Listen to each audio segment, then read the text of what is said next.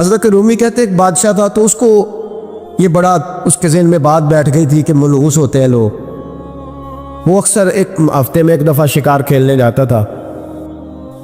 جب وہ جاتا تھا تو اپنے وزیروں سے کہتا کہ رستہ صاف کرا دو سارا، کوئی بندہ رستے میں نہ آئے، اگر کسی منحوس کے متھے لگ جاؤں تو میرا نا اس دن شکار ٹھیک نہیں ہوتا۔ ایک دفعہ کا ذکر ہے کہ بادشاہ نکلا شکار کے لیے تو رستے میں ایک بندہ آ گیا جو بیچارہ ایک آنکھ سے کانا، پتہ تھا سڑک پہ چڑھنا، بیچارہ غلطی سے چڑھ گیا، تھا بھی بندہ کانا، آنکھ سے نظر نہیں آتا تھا۔ بادشاہ کے رستے میں، اب بادشاہ کو بڑا غصہ، میرے رستے میں کیسے آ گیا؟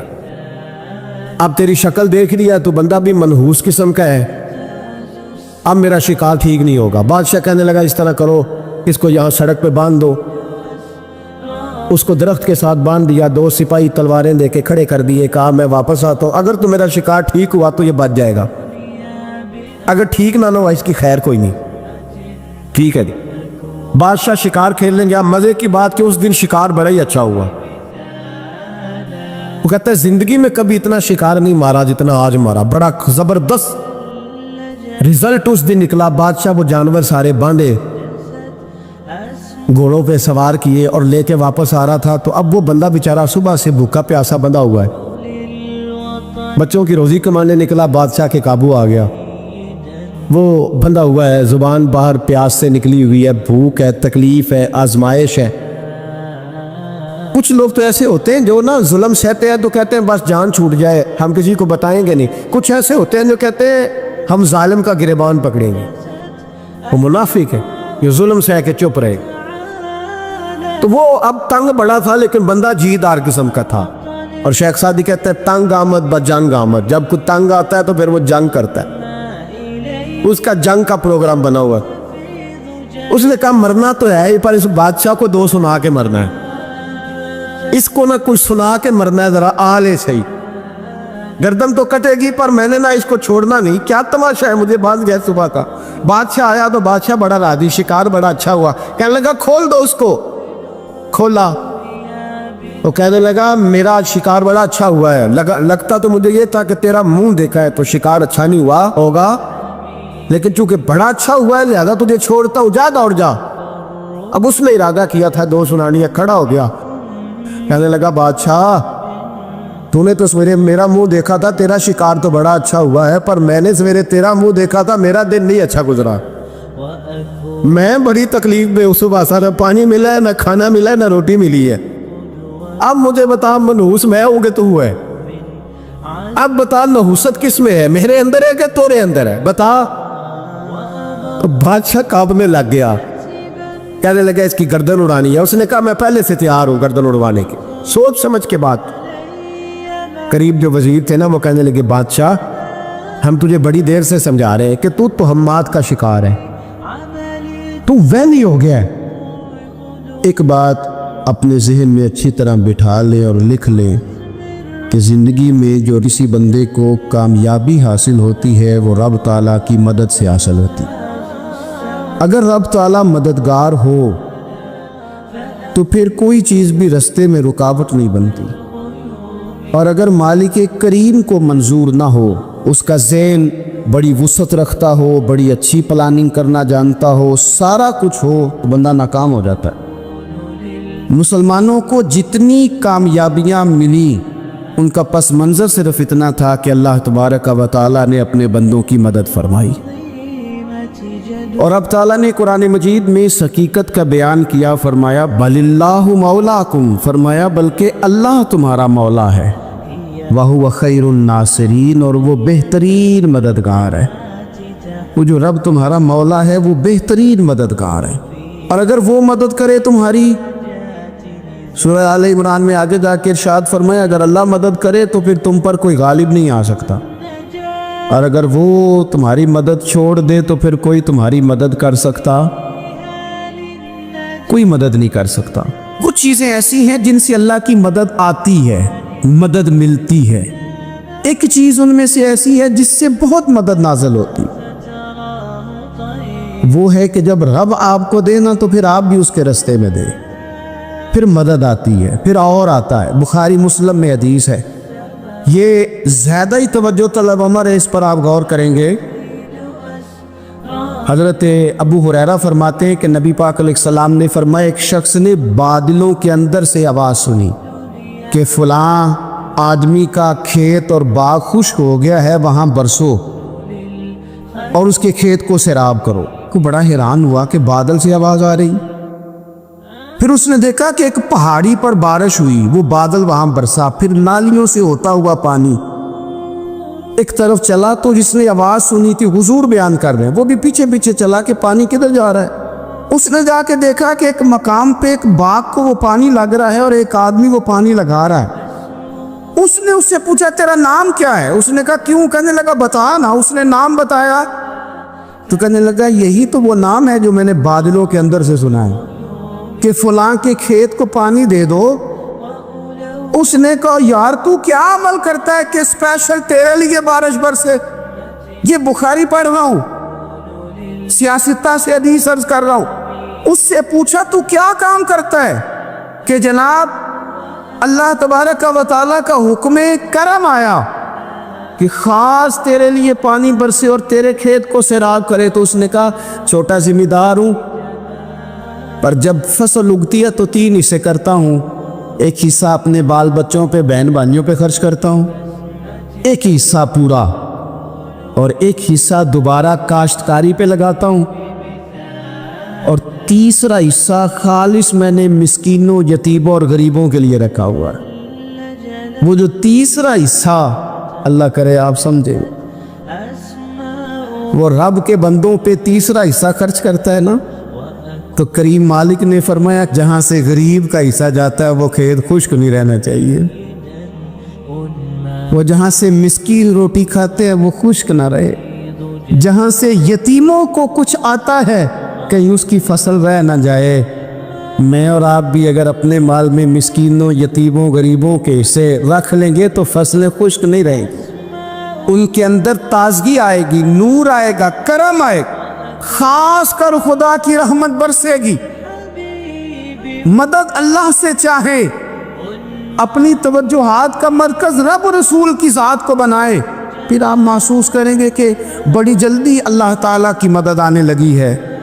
جب رب مدد فرمائے، جب اللہ مددگار بنے۔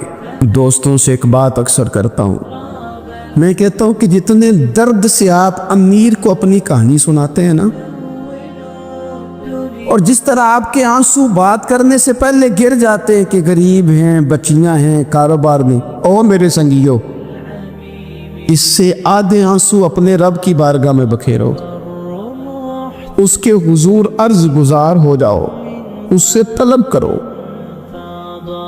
ایک وقت انسان پر زندگی میں ایسا آتا ہے کہ اسے یوں محسوس ہوتا ہے کہ میرا سایہ بھی ذرا سا پیچھے ہٹ گیا ہے، اسے یوں لگتا ہے کہ میں کسی سہارے پہ ہاتھ ڈالتا ہوں تو وہ بھاگ جاتا ہے مجھ سے۔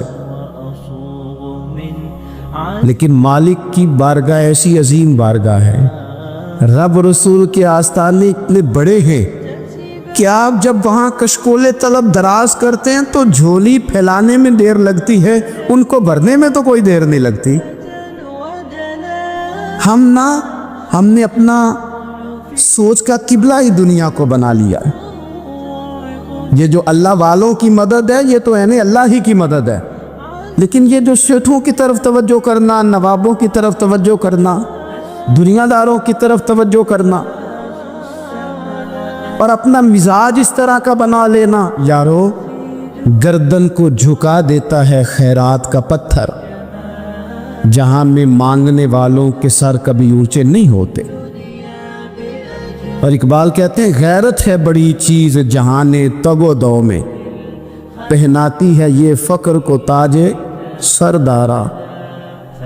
میں عرض کروں گا کہ اپنی آپ جب توجہ کا قبلہ اللہ رسول کو بنائیں گے تو رب فرماتے ہیں وَيَرْزُقْهُ مِنْ حَيْثُ لَا يَحْتَسِبُ، میں نہ تجھے وہاں سے رزق دوں گا جہاں سے کبھی تیرا گمان بھی نہیں گیا ہوگا، یہاں سے بھی مل سکتا ہے، تو نے سوچا بھی نہیں ہوگا۔ بخاری شریف میں حدیث ہے، حضرت جابر ابن عبداللہ فرماتے ہیں نبی پاک صلی اللہ علیہ وسلم نے 300 لوگوں کا ایک لشکر روانہ کیا کسی مہم کے لیے، کسی جہاد کے لیے۔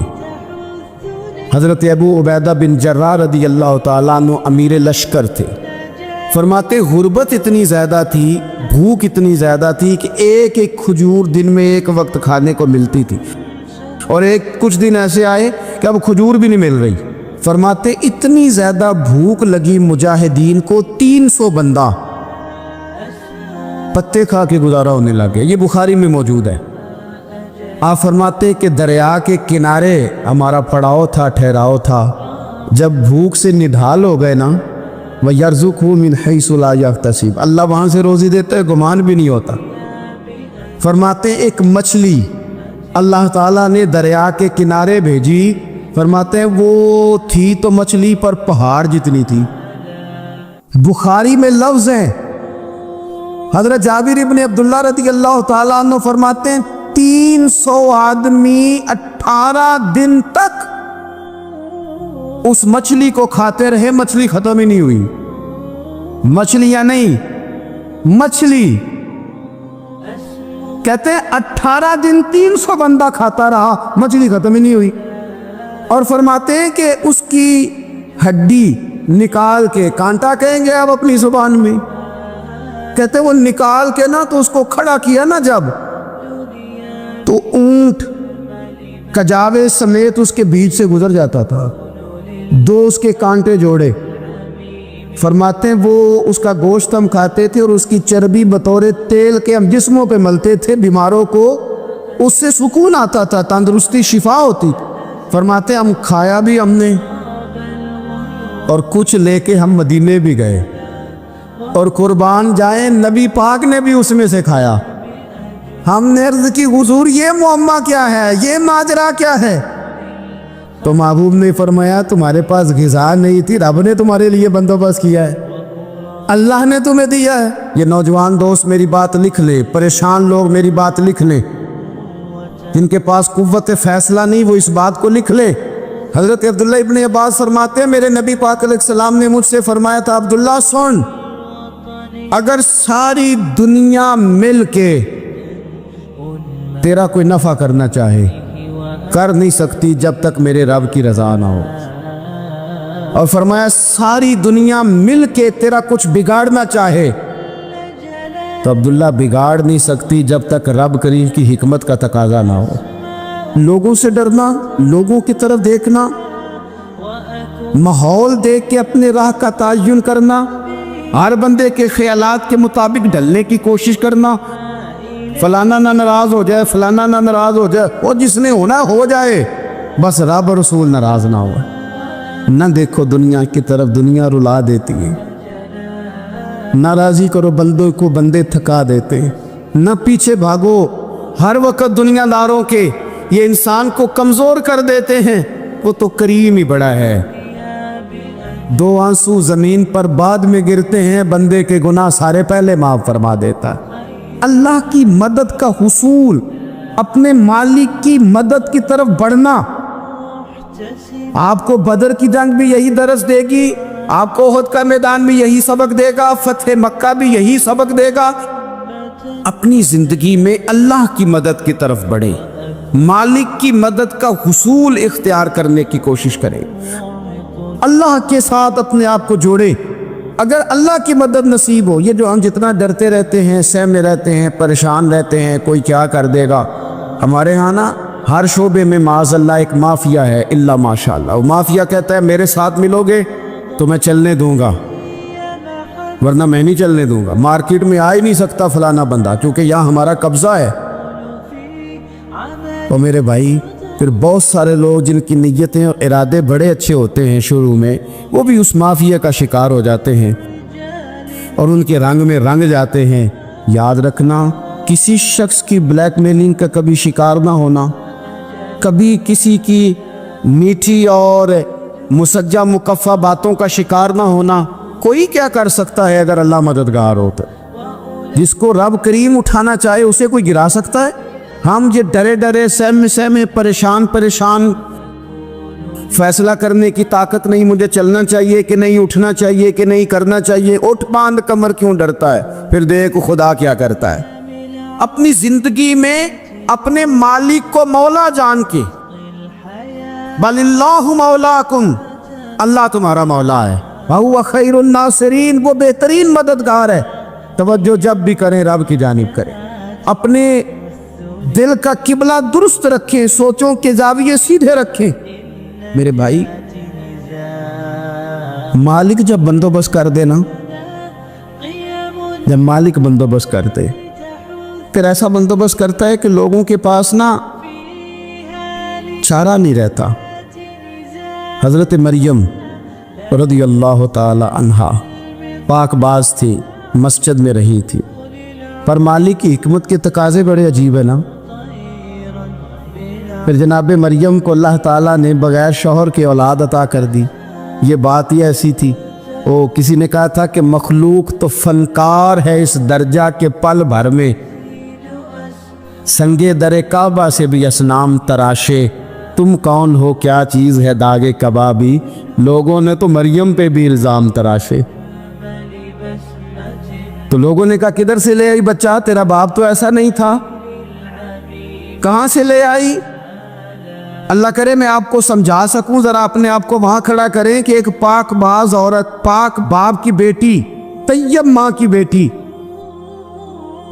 और अल्लाह के घर में परवरिश पाने वाली खातून, एक वो वक्त और एक ये वक्त कि उस औरत को कटहरे में खड़ा करके पूछा जा रहा है कि माज़अल्लाह तेरी गोद में बच्चा जायज नहीं है, कहां से लाई है। अब खुद से सफाइयां बंदा कितनी को दे, कितनी को वजाहतें करे। अब हजरत मरियम को कटहरे में खड़ा करके कहा बच्चा किसका है। हजरत मरियम कहने लगी मुझसे ना पूछो, वो जो पंगूड़े में है उसी से पूछ लो। उन्होंने कहा पंगूड़े में चंद दिनों का बच्चा ये जवाब देगा। तो पंगूड़े में लेते हजरत ईसा बोल के कहने लगे इन्नी अब्दुल्लाह आतानी अल किताबा, फरमाया मैं अल्लाह का बंदा हूं, रब ने मुझे किताब अता करके नबी बना के दुनिया में भेजा है। मैं अल्लाह का बंदा हूं, किताब लेके आया हूं, नबी बन के आया हूं। फिर पंगूड़े से ऐलान हो गया। बंदा मोमिन का मकाम सबसे पहले उसे खुद पता होना चाहिए कि मेरा तवक्कुल कितना मजबूत है। उसे खुद पता होना चाहिए। मुझे नहीं पता आप में से फजर किस किस ने पढ़ी है, मुझे तो अपना पता है। ये हमें खुद पता होना चाहिए कि हमारा मेयार क्या है नमाज के मामले। मैं नहीं जानता आपकी जेबों में कितना है और आप कितना अल्लाह की राह में खर्च करते। ये बंदे का रब से रिश्ता है, ये आप जाने, आपका खुदा जाने, मैं जानूं, मेरा रब जाने। रब कहता है पहले अपने दिल से पूछ, ये इधर उधर की बातों से तो डरता है, ये रब से कितना डरता है। पता है नबी पाक अलैहिस्सलाम के सहाबा का स्टेटस क्या था, मेयार क्या था रब से डरने का। दो चीजें ईमान को मजबूत करती है, एक रब से डरना, एक उसकी रहमत की उम्मीद रखना। अल्लाह ताला की रहमत की उम्मीद भी राज के रखनी है, और उससे डरना है तो फिर भी जरा सही करके डरना है, कच्चा पक्का नहीं डरना। डरने की कहानी नहीं बनानी कि ओहो जी अल्लाह से डर लगता है, वो डरना है। उस डरने से मतलब हो कि अमाल संवरे, इखलाक किरदार के मामले में इंसान मजबूत हो जाए, दयानतदार हो जाए, सच्चाई वाला हो जाए, सब्र व तहम्मुल वाला हो जाए। उम्मीद भी राज के रखनी है, डरना भी राज के है। कभी पलट के देखो ना रब के बंदों की शान। अल्लाह उन्हें रिस्क अता फरमाता है तो इज्जत वाला अता फरमाता। वकार वाली रोजी मैं दूंगा, वकार वाली। बस तुम 5 चीजें पैदा करो अपने अंदर। एक तो ये देखो जब रब की याद होती है तो दिल डरता है कि नहीं, कुरान पढ़ा जाता है तो ईमान मजबूत होता है कि नहीं, तुम्हारा रब पर भरोसा कितना है, एतमादे खालिक कितना है, ये अपने अंदर पैदा करो। और फरमाया नमाज कायम करो, अल्लाह के रास्ते में खर्च करो। तुम ये 5 चीजें पैदा करो, रब कहता है मोमिन भी तुम पक्के हो, दर्जे भी बड़े दूंगा, जो खताएं गलती से हो गई वो माफ भी कर दूंगा। वरिज़्कुन करीम, रोजी मिलेगी इज्जत वाली। ये कामिल मोमिन की निशानियां कुरान मजीद सूरह अनफाल में बयान।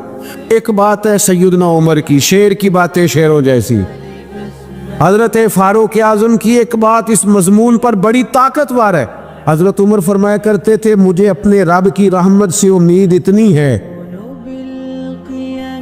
کہ نبیوں رسولوں پیغمبروں کے بعد اگر یہ اعلان ہوا نا کہ ساری دنیا کے لیے فیصلہ اور ہے، ایک بندہ صرف جنت میں جائے گا، حضرت عمر کہتے ہیں مجھے پکا یقین ہے رب بڑا مہربان ہے، عمر کو جنت دے گا، یہ میری امید ہے اپنے مالک سے، وہ بڑا کریم ہے، مجھے پتا ہے میرے اوپر بڑی رحمت کرتا ہے، مجھ سے میرا مالک بڑا پیار کرتا ہے، اس نے کہنا چل تو کمزور ہے سب سے، تو جنت میں جانا۔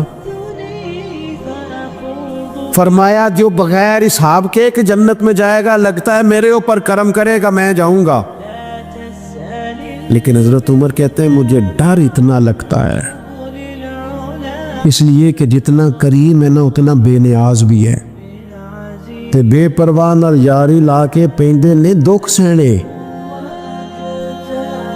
کہتے ہیں اس کی بے پرواہی سے اتنا ڈرتا ہوں کہ اگر قیامت میں اعلان ہوا نا سب جنت میں چلے گئے، ایک رکے اس کا حساب سخت ہے، اس سے باز پرس کرنی ہے، استفسار کرنا ہے، ایک رکے۔ حضرت عمر کہتے ہیں مجھے ڈر لگتا ہے کہ وہ بندہ میں ہی ہوں گا جسے روک لیا جائے کہ تو ٹھہر پہلے تیرا حساب لمبا ہے، امید بھی رج کے اور خوف بھی رج کے۔ کچھ لوگ صرف خوف کا شکار ہیں، وہ بھی ٹھیک نہیں، کچھ نری امید ہی امید کی بات کرتے ہیں، ڈرتے نہیں۔ الایمان بین الخوف والرجاء، ایمان خوف اور امید کی درمیانی کیفیت کا نام۔ اللہ کی ذات پر بھروسہ کتنا ہے، یہ لوگوں سے نہ پوچھتے پھرے، لوگوں کو نہ بتاتے پھریں، یہ تو دل کا معاملہ اپنے آپ سے پوچھے، اپنے آپ کو خود اپنے سامنے کھڑا کریں، اپنا حساب خود کریں، اپنے سے کبھی کبھی سوال و جواب کریں، اپنے سے گفتگو کریں، پر کیا کریں، ہم ساری زندگی اپنا دنیاوی معیار ہی ٹھیک کرتے رہے، اپنے پیسوں کا حساب ہی لگاتے رہے، گھر مکان گاڑی سٹیٹس آنا جانا سلام دعا کتنی ہے، یہ ساری چیزیں جن لوگوں کی مضبوط ہے نیند ان کی کچی ہے۔ دنیاوی سٹیٹس جتنا لوگوں کا مضبوط ہے سوچیں ان کی ٹوٹی ہوئی ہے، نظریات بکھرے ہوئے ہیں، لفظوں اور جملوں میں کمزوری ہے، باتیں جو ہیں وہ محسوس ہوتا ہے کہ ابھی تک یہ بندہ اطمینان ہی نہیں حاصل کر سکا زندگی میں، ابھی تک کوئی گفتگو پکی نہیں، کسی بات میں وزن نہیں، کسی جگہ ٹھہراؤ نہیں۔ آپ یقین کریں سادے کپڑوں کے اندر بھی کئی دفعہ بندہ محسوس کرتا ہے یار میرا لباس تھوڑا سا سستا ہے، پر اللہ تعالیٰ نے جو مجھے ایمان عطا کیا ہے وہ سب سے زیادہ مہنگی چیز ہے، وہ سب سے زیادہ طاقتور چیز۔ اپنے باطن میں خاص خصوصیات پیدا کریں، اپنے آپ کو ٹائم دیں، اپنی قلبی کیفیات پر زیادہ توجہ کریں۔ زیادہ مجھے فوٹو شوٹو کھینچنے کا زیادہ تجربہ نہیں ہے، مصروفیات زیادہ رہیں تو میں اس طرف نہیں آ سکا۔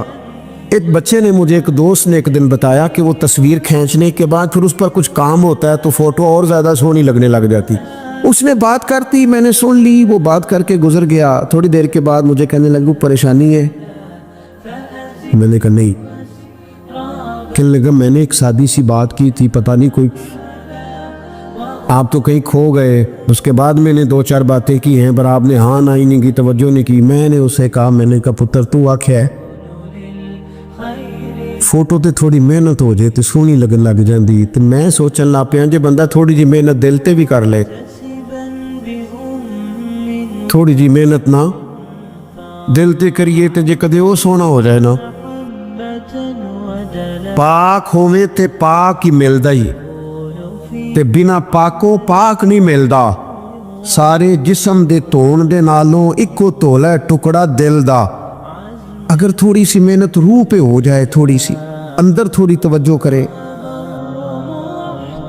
وہ اگر تھوڑا چمکدار ہو جائے نا، کچھ غلاظتیں، کچھ نفرتیں، کچھ قدورتیں، کچھ عداوتیں، کچھ تکبر، کچھ حسد، کچھ بددیانتیاں، کچھ یہ چیزیں تھوڑی نکل جائیں، آپ یقین کریں بڑا چمکدار ہو جائے دل، بڑا سونا ہو جائے، بڑا حسین ہو جائے، یہ باطن ٹھیک ہو جائے نا تو اللہ کی ساری مخلوق حسین لگنے لگ جاتی. بندے کو نا کچھ عجیب سی کیفیات سے اللہ مالا مال کرتا ہے. اسے کوئی اللہ تعالیٰ ایسا انشراح صدر دیتا ہے، دل کو ایسا ٹھنڈا کرتا ہے، سکون نصیب ہو جاتا ہے. ہم نا بعض ایسی چیزوں کا آہستہ آہستہ شکار ہوتے جا رہے ہیں جن میں ہمیں انتہائی زیادہ سمجھداری کی ضرورت ہے، معاملہ فہمی کی ضرورت. بندہ مومن کیا ہوتا ہے، اس کی علامتیں ہوتی ہیں، اس کی شانیں ہوتی ہیں. مومن کا ایک اپنا وقار ہوتا ہے، اس کی اپنی ایک الگ وزاداری ہوتی ہے، اس کا ایک اپنا اللہ تبارک و تعالیٰ نے سٹیٹس بنایا ہوتا ہے. ہمیں اپنا معیار قائم کرنا چاہیے، اور معیار وہ قلب سے قائم ہوگا، وہ روح سے قائم ہوگا، وہ باطن سے قائم ہوگا. نبی اکرم نور مجسم شفیع معظم صلی اللہ تعالی علیہ وآلہ وسلم سے پوچھا گیا، یا رسول اللہ ایمان کیا ہے؟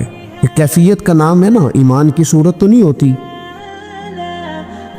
ایمان کا روپ تو نہیں ہوتا، وہ مجسم شکل میں تو نہیں ہوتا، ایک باطنی کیفیت ہے نا. یا رسول اللہ صلی اللہ تعالی علیہ وسلم آپ سب سے اعلیٰ، اس کا معیار آپ ہی جانتے، کریم بتا دیجئے، بندہ نوازی فرمائیے ایمان کیا ہے؟ تو نبی اکرم صلی اللہ تعالی علیہ وسلم نے فرمایا، جب تمہاری نیکی تمہیں خوش کرنے لگے اور جب تمہارا گناہ تمہیں غمگین کرنے لگے تو مطلب یہ ہے کہ تم مومن ہو.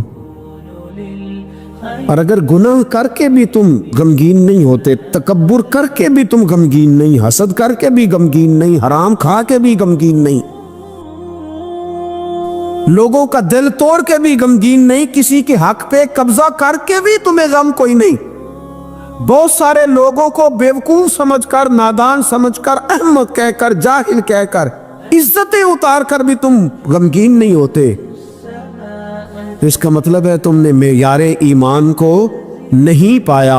حضور فرمانے لگے نیکی خوش کرے اور گناہ تجھے غمگین کرے. آپ یقین کریں اب نہیں کرتا لوگوں کو گناہ غمگین.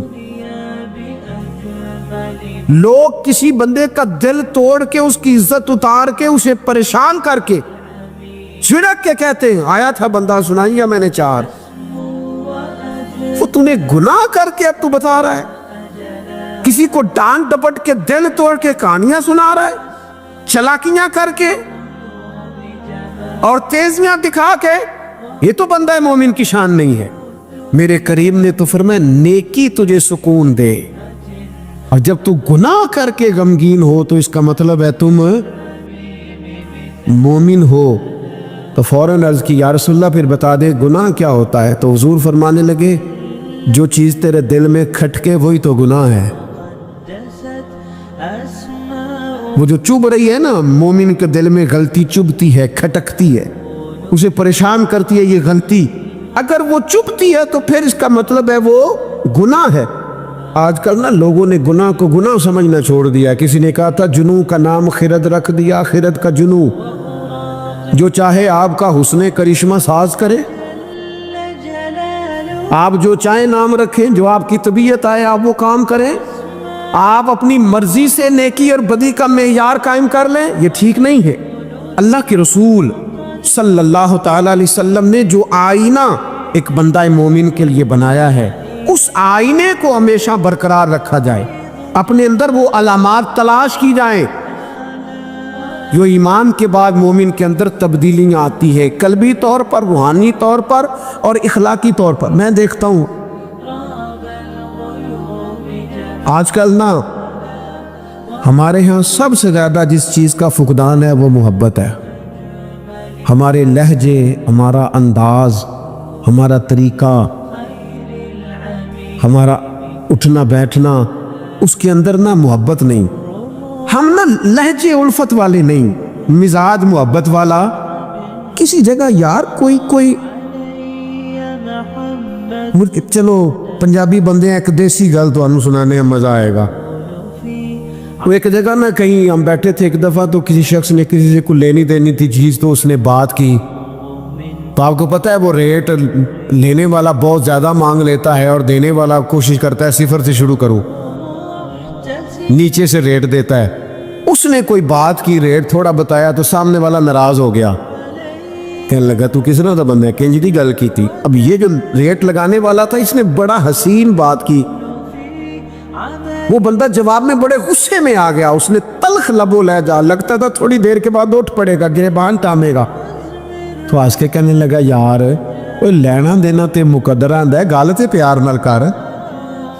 او میں نہ جناب شاعر مزاج آدمی نہ کئی دفعہ پورا فدا ہو جاتا ہے، میرا دل کرے اس بندے کے ہاتھ چوم لو، اس نے کمال بات، اس نے کہا لینا دینا تے اوے گل تے پیار نال کر یار، دو کڑیاں دا بہن ہے، ذرا پیار سے بات کر، کیا ہو گیا تجھے، ملنے آئے ہیں، غنیمت جانیے مل بیٹھنے کو، جدائی کی گھڑی سر پر کھڑی ہے، ابھی الارم بجے گا اٹھ کے تو اپنے گھر میں اپنے گھر، او بات تو پیار سے کر،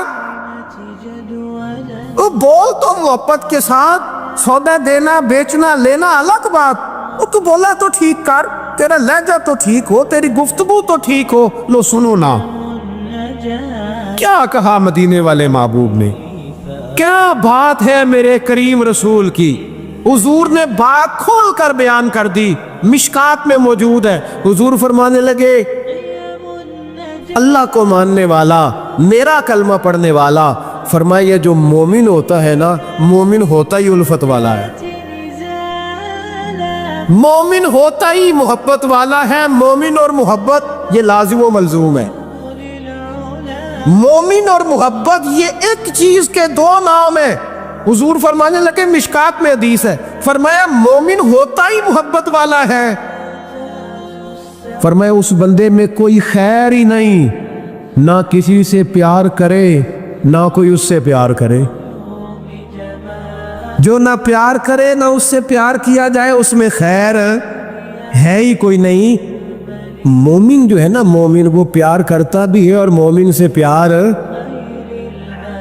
کیا بھی جاتا ہے، اپنی زندگی کو تلخی، مومن کی شان نہیں تلخ تلخ رہنا، ناراض ناراض رہنا، بے چین سا رہنا، ہر وقت شکوے کرنے، ناراض ناراض وقت گزارنا، ہر وقت کوئی نہ کوئی اعتراض کا دروازہ کھول کے رکھنا، ہر وقت کوئی نیا شکوہ، کوئی نئی بات کھول کے رکھنا، اس سے نکل آؤ یار۔ پیار جو ہوتا ہے نا وہ دنیا کو سنوار دیتا ہے، محبت جو ہوتی ہے نا اس کے اندر بڑا مزہ ہوتا ہے، اس میں بڑا کیف ہوتا ہے۔